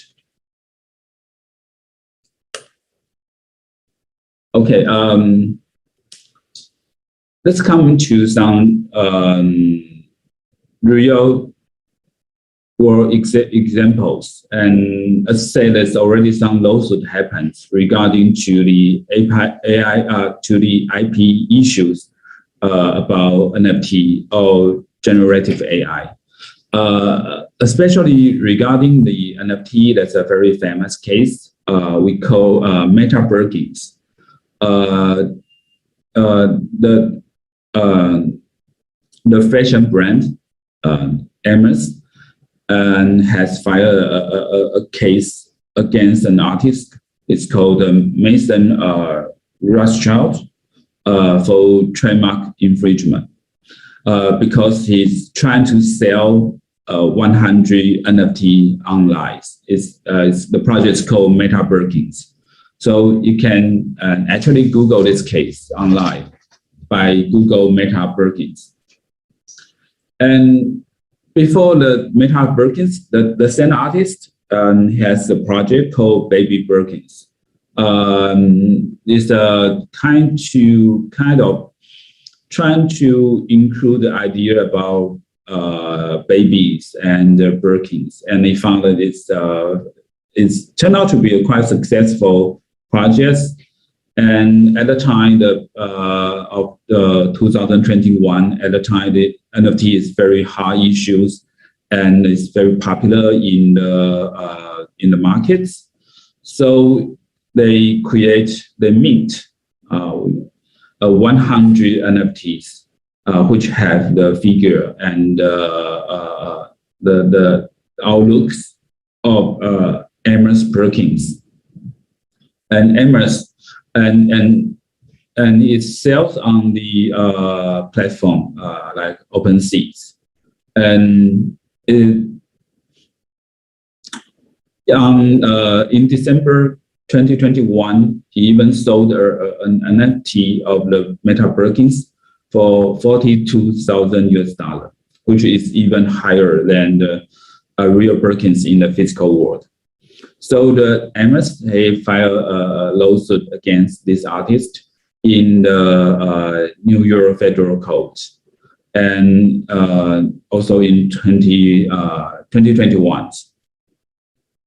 And this case is just decided in February 2023, and in this year, couple months ago, and it's a jury trial. And the court eventually decide is infringement, and the defendant, the artist, had to pay Hermes the compensation of $133,000 as compensation, and of course, that's an injunction that he cannot further sell or create the Meta Birkins NFTs.